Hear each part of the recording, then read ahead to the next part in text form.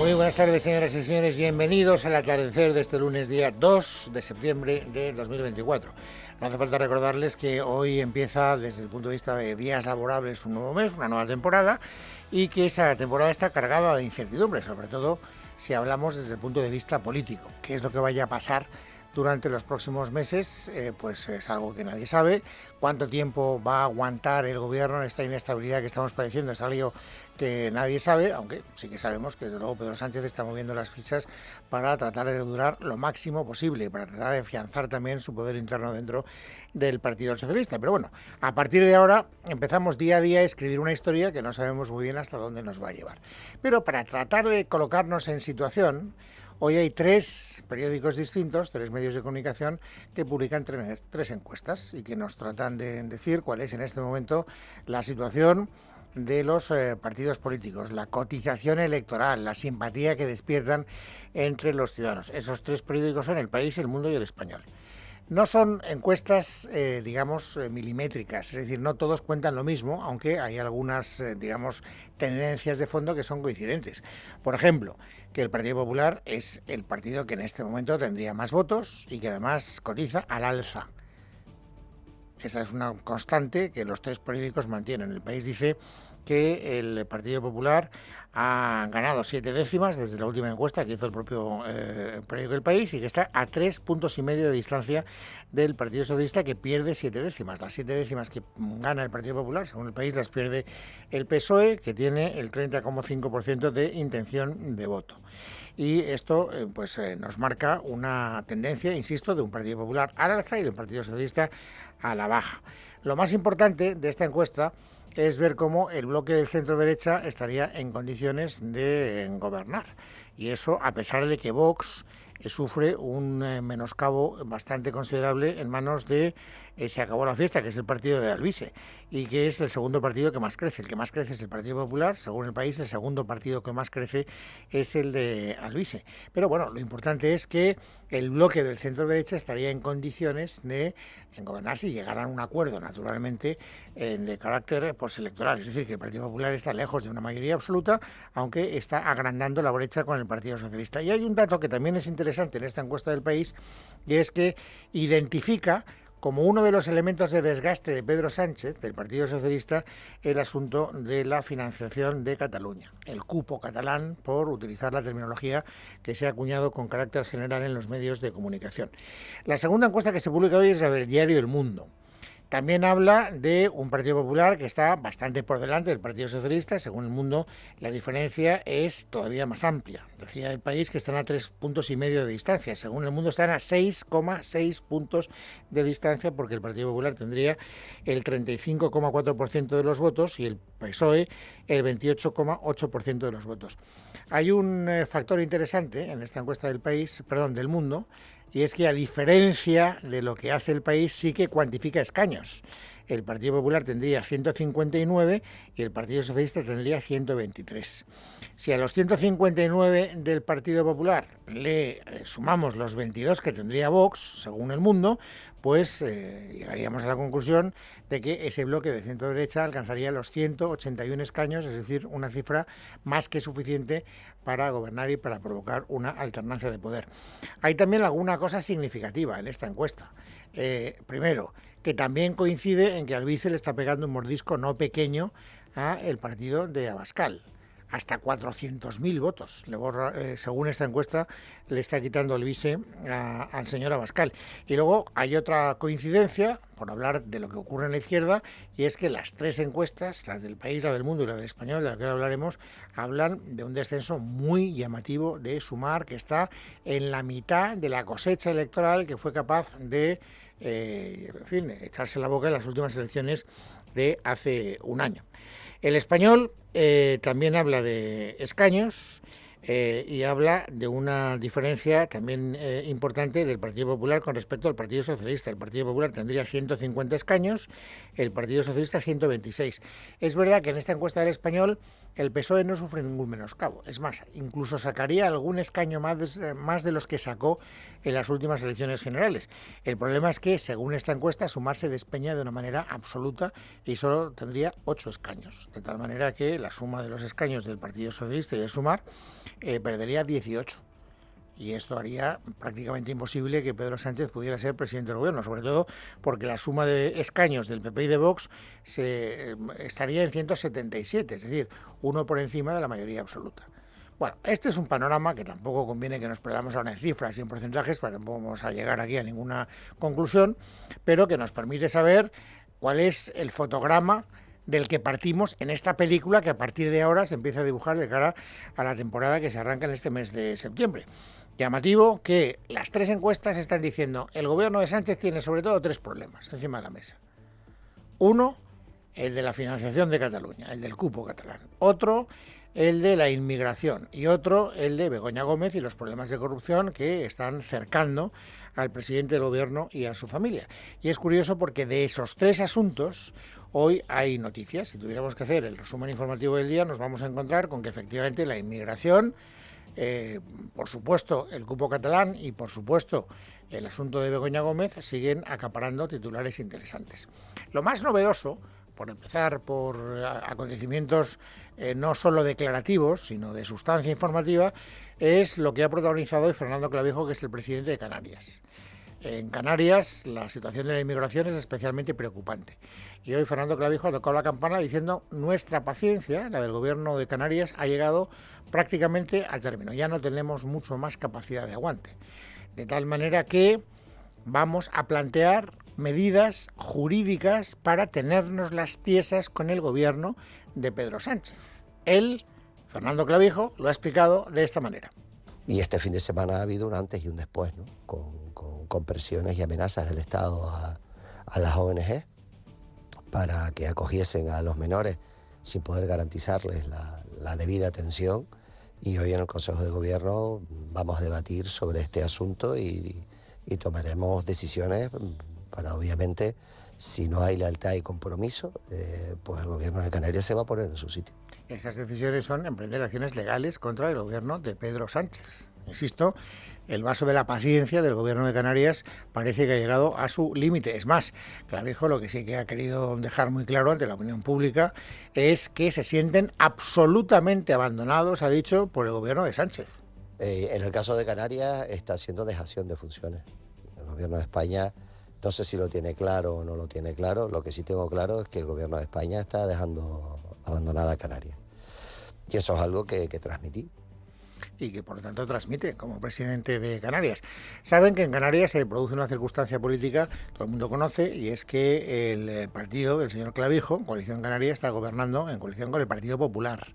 De tal manera que él carga las tintas contra el Partido Socialista, aunque es el gobierno de España y el que le tiene que ayudar a buscar una formulación. Ustedes saben que este verano se produjo un encuentro entre Pedro Sánchez y el propio Fernando Clavijo, donde se suponía que habían acercado posiciones. Ahora ya sabemos que no se acercó ninguna posición y que por lo tanto el gran cabreo del gobierno de Cataluña se polariza sobre todo contra el gobierno de Sánchez, mucho más que contra el Partido Popular. Es más, Clavijo ha hablado bien del Partido Popular.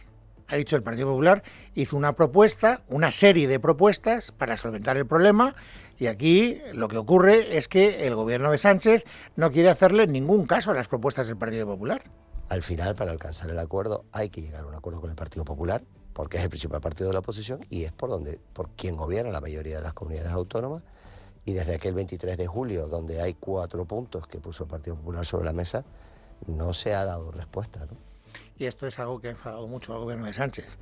Ya no solo porque le moleste que Clavijo ataque a Sánchez y que diga que el gobierno central tiene abandonado al gobierno canario y que ha convertido la inmigración en un problema de difícil solución, sino sobre todo porque hable bien del Partido Popular. Eso es algo que Ángel Víctor Torres, que fue presidente de Canarias antes que el señor Clavijo y que ahora es el ministro de Administración Territorial, pues no termina de entender. Hoy lo ha exteriorizado de esta manera. Tendría que ser en defensa de los intereses de Canarias mucho más contundente con quien votó no, porque de haber votado sí, hoy estaríamos prácticamente empezando a derivar menores, pero el Partido Popular se colocó en la negativa y otros votamos a favor y sin embargo es a quien ataca, creo que se equivoca. Bueno, no hay nada nuevo bajo el sol. Ya sabemos que cada vez que el Partido Socialista tiene que buscar el responsable, el culpable de una situación, siempre mira en dirección al Partido Popular. La culpa no es mía, la culpa es del PP.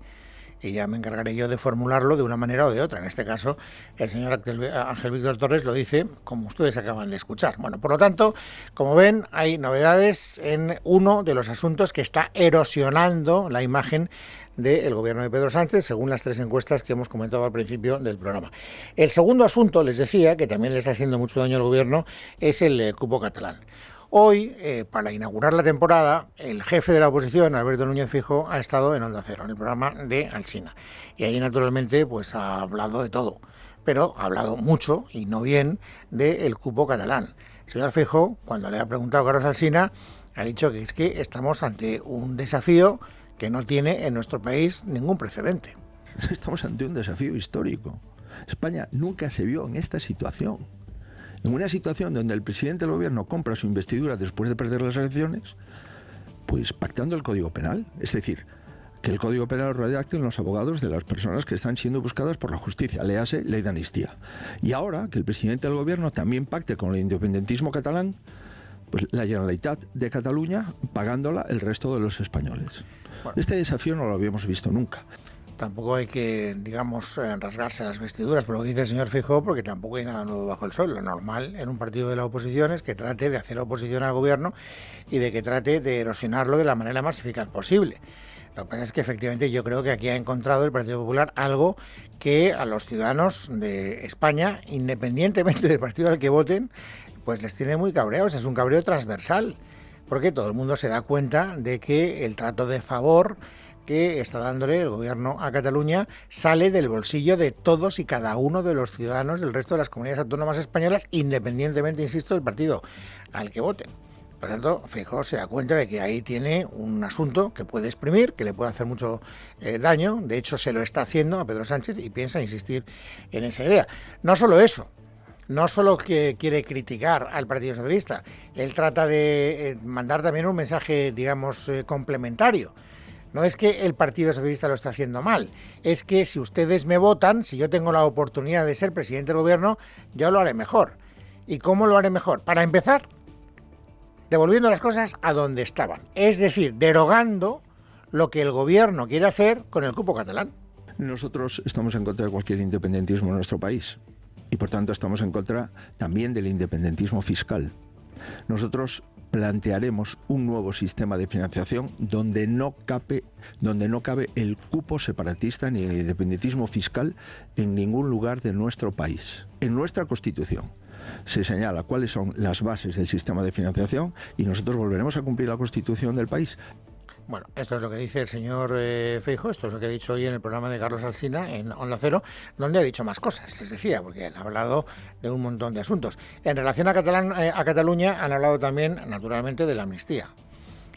Saben ustedes que una de las cosas que tenían que suceder, que todavía tienen que suceder, es que el Partido Popular se anime, tanto el Partido Popular como tal, como las comunidades autónomas donde gobierna el Partido Popular, a presentar recursos de inconstitucionalidad con la ley de amnistía. Lo anunciaron al principio con mucho entusiasmo los dirigentes del Partido Popular y hubo un momento en el que flaqueó ese entusiasmo. Hasta nos empezamos a preguntar algunos, yo entre otros, si había de verdad auténtico interés por parte del PP de recurrir la amnistía ante el Tribunal Constitucional. Hoy Feijóo ha dicho con toda claridad, lo van ustedes a escuchar enseguida, que por supuesto que se va a plantear ese recurso. No solo van a plantear el recurso, sino que además van a plantear la recusación de 3 magistrados del Tribunal Constitucional porque consideran que están contaminados y que no pueden participar en la resolución del recurso cuando sea presentado. Cándido Conde Pumpido, Juan Carlos Campo, que fue ministro de Justicia con un gobierno del PSOE, y Laura Díez, que fue también alto cargo de la administración socialista antes de ser magistrada del Tribunal Constitucional.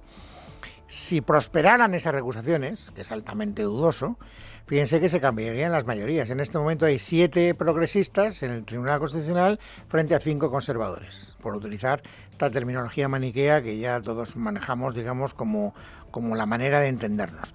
Bueno, pues si esas 3 recusaciones prosperaran, la mayoría sería de 5-4 a favor de los conservadores y permitiría pensar en la posibilidad de que el Tribunal Constitucional pudiera decretar la inconstitucionalidad de la ley de amnistía. Pero bueno, independientemente de que eso ocurra o deje de ocurrir, lo que ha quedado claro, hoy lo que parece que es una duda despejada, es que el Partido Popular, en efecto, va a presentar ese recurso ante el Tribunal Constitucional y además más pronto que tarde. Ya sabemos las razones y los argumentos jurídicos del Tribunal Supremo, porque ya lo presentó el Tribunal Supremo, y ahora ya, pues recopilando el planteamiento que concreta el Supremo en sus recursos, hemos cerrado ya ese recurso y lo presentaremos, como digo, en los próximos días. Bueno, le ha preguntado, por cierto, Carlos Alsina, al señor Feijóo, si la situación es tan mala, es decir, si el gobierno no está haciendo tan mal, ¿por qué no le presenta una moción de censura? Podría hacerlo. Y el señor Feijóo ha dicho, hombre, razones para presentar la moción de censura hay, y no pocas. El único problema es que no tenemos una mayoría parlamentaria suficientemente amplia como para que triunfe. La moción de censura es absolutamente justificada. Yo creo que no hay un solo gobierno que tenga más justificaciones para poner una moción de censura, pero de la misma forma que está plenamente justificada, en este momento es inviable.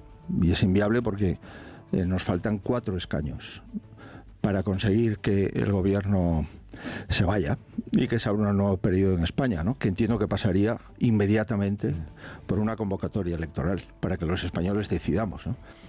Bueno, como les decía al principio del programa, hay novedades, como ven, en el asunto de la inmigración, las declaraciones de Fernando Clavijo que hemos escuchado. Hay novedades en torno al asunto catalán. Aquí está Alberto Núñez Feijóo tratando de sacar el mayor rédito político de esa situación. Y también hay novedades en torno al tercer asunto de desgaste que identifican las encuestas como uno de los problemas que tiene que acarrear el Partido Socialista, que es el asunto de Begoña Gómez.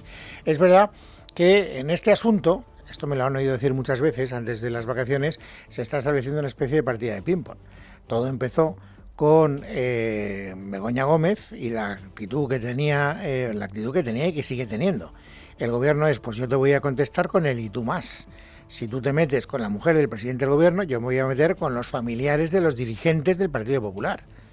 Ya sea la hermana de Feijóo o ya sea el novio de Isabel Díaz Ayuso. Hoy hemos sabido, a propósito de eso, por cierto, que la juez que está investigando al novio de Isabel Díaz Ayuso ha desestimado la petición que le hizo el Partido Socialista y Más Madrid, que querían ampliar la investigación contra el novio de Isabel Díaz Ayuso. Y la juez ha dicho que de eso nada monada. Miguel Ángel Pérez. Buenas tardes. La titular del Juzgado de Instrucción número 19 de Madrid ha rechazado las diligencias solicitadas por el PSOE y Más Madrid en la causa en la que se investiga a Alberto González Amador por la presunta comisión de delitos de defraudación tributarias y falsificación de documentos mercantiles. Así consta en un auto dictado el pasado 31 de julio en el que la magistrada desestima las diligencias reclamadas en un escrito que se presentó el pasado 24 de junio y que motivó que se aplazaran las declaraciones previstas para esa jornada. Según la magistrada, muchas de las diligencias pueden resultar innecesarias por tener por objeto hechos que pueden ser reconocidos por los investigados en el momento de prestar declaración. Considera además que otras pueden considerarse prospectivas al no existir indicios de delitos distintos a los que son objeto del presente procedimiento. En cuanto a los hechos que pudieran ser conexos, la jueza señala que la práctica de las diligencias interesadas supondría excesiva complejidad y dilación en el procedimiento que se alargaría durante varios años. Bueno, pues en cuanto hemos conocido esta decisión adoptada hace unos días por la juez de Madrid, la presidenta de la Comunidad Autónoma madrileña, es decir, Isabel Díaz Ayuso, pues ha salido en defensa naturalmente de su novio y en contra de la ofensiva que están protagonizando tanto el Partido Socialista como Más Madrid. Declaraciones hoy de la señora Díaz Ayuso. Le han hecho una campaña y la juez ha puesto orden ahí, porque es que ahora querían ir a más. Durante todo el verano, sabiendo que la juez ha dicho que no hay delitos de corrupción, que esto no se puede investigar e ir a más, el PSOE ya había advertido que iba a ir directamente contra la familia de Alberto Núñez Feijóo y mi pareja por ser mi pareja. Bueno, pues es que es más de lo mismo, es la utilización de todos los medios del Estado. No solo defensa de su pareja, una parte de su declaración, sino una segunda parte de la declaración. No solo defiendo a Alberto, que es mi novio, sino que además ataco a Begoña Gómez. ¿Y cómo lo hago? Así. Me gustaría saber dónde está la factura de Begoña Gómez a la hora de pagar su abogado y si ella también de su bolsillo se está pagando. Utilizan todos los medios, no solo para ir contra los adversarios y contra su prestigio, sino para protegerse ellos mismos. Bueno, pues estas son las novedades que les prometía al principio a propósito de esos 3 asuntos identificados: el asunto de la inmigración, el asunto de Cataluña y el asunto de Begoña Gómez. Esto es lo que configura un panorama político más bien confuso. ¿Qué es lo que vaya a pasar? Les decía al principio, en esta legislatura, en esta temporada que empieza hoy 2 de septiembre, es algo que no sabemos. Pero fíjense, hasta los responsables de la izquierda dudan seriamente que el gobierno esté en condiciones de darle estabilidad a lo que queda de legislatura. Hoy Pablo Fernández, que es portavoz de Podemos, ha dicho que duda seriamente de que el gobierno pueda sacar adelante los presupuestos generales del Estado. Ya lo hemos dicho, nosotros dudamos mucho de que puedan incluso presentarse unos presupuestos generales en esta legislatura, ya que el gobierno está sumido en una parálisis absoluta, está sumido en una inacción total, y dudamos mucho de que sean incapaces incluso de llegar a presentar los presupuestos generales del Estado.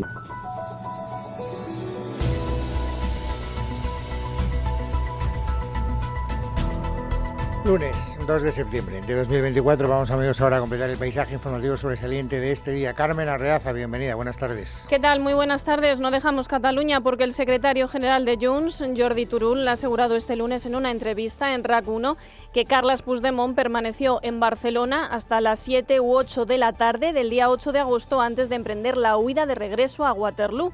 Una presencia en la ciudad condal en la que Puigdemont pasó por 3 pisos distintos para lograr no ser detenido, como tenía orden de hacer los Mossos d'Esquadra el mismo día del pleno de investidura de Salvador Illa. Estuvimos horas para ver qué hacía. Pero no marcha del Parlamento, digamos, no marcha del Parlamento hacia Waterloo enseguida. No. ¿Ah, no? No, estuvo en Barcelona hasta las 7 u 8 de la tarde. Aquí a Barcelona, fins allà a les 7 o les 8 del vespre. Sepan también que el PSOE ya ha hecho oficial la fecha para su Congreso Federal, que se celebrará en Sevilla los días 15, 16 y 17 de noviembre. De este modo, Pedro Sánchez consigue adelantar la cita a ese mes donde busca afianzar su liderazgo. Así lo ha confirmado este mediodía la portavoz socialista Esther Peña. Que el Partido Socialista Obrero Español convoca su 41º Congreso Federal Ordinario para los próximos días 15, 16 y 17 de noviembre de 2024. Quiero comunicarles que esta mañana nuestro secretario general y presidente del Gobierno, Pedro Sánchez, nos ha hecho saber a la Comisión Ejecutiva Federal que presentará su candidatura a la reelección. Y otra reunión importante es la que mantienen a esta hora los vocales del Consejo General del Poder Judicial para tratar de desbloquear la elección de la presidencia de ese órgano y del Tribunal Supremo. Una decisión in extremis, con el acto de apertura del año judicial el próximo jueves como fecha límite y donde debe estar presente el nuevo presidente. Cambiamos de asunto. Ha sido detenido en Francia el hermano del autor del intento de asesinato contra Vidal Quadras, situado como sospechoso desde las primeras investigaciones. Luis Colom. Su presunta participación directa en la planificación y logística del atentado contra el expolítico y fundador de Vox le hicieron ser uno de los sospechosos principales del suceso. Se trata de la 7ª persona arrestada en el marco de la investigación sobre el atentado dirigida por la Audiencia Nacional. Recordamos que el propio Ayari, de 38 años, ya fue detenido el pasado 6 de junio en la ciudad holandesa de Haarlem cuando iba a cometer otro atentado similar. La detención de los hermanos Ayari ha confirmado la vinculación de la macromafia en el atentado y ha verificado la pista que la propia víctima dio a la policía al asegurar que detrás de los disparos estaba el régimen iraní por sus relaciones con la oposición de este país.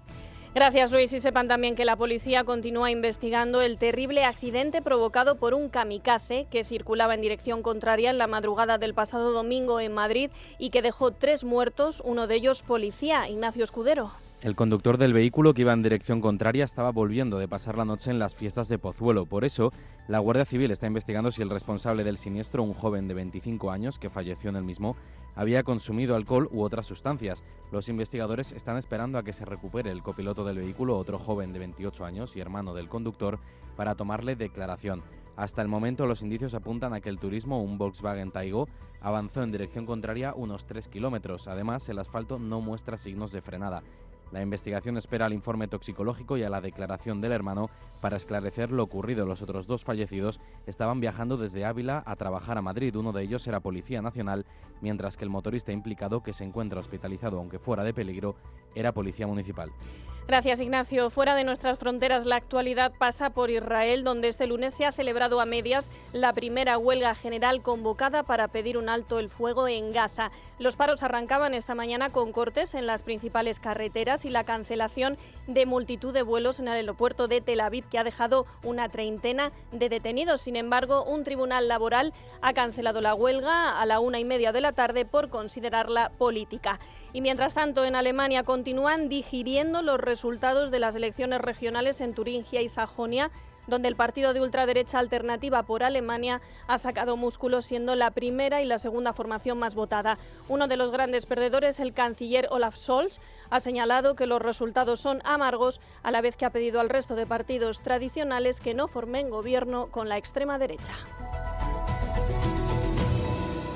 En casa de Herrero, Es Radio.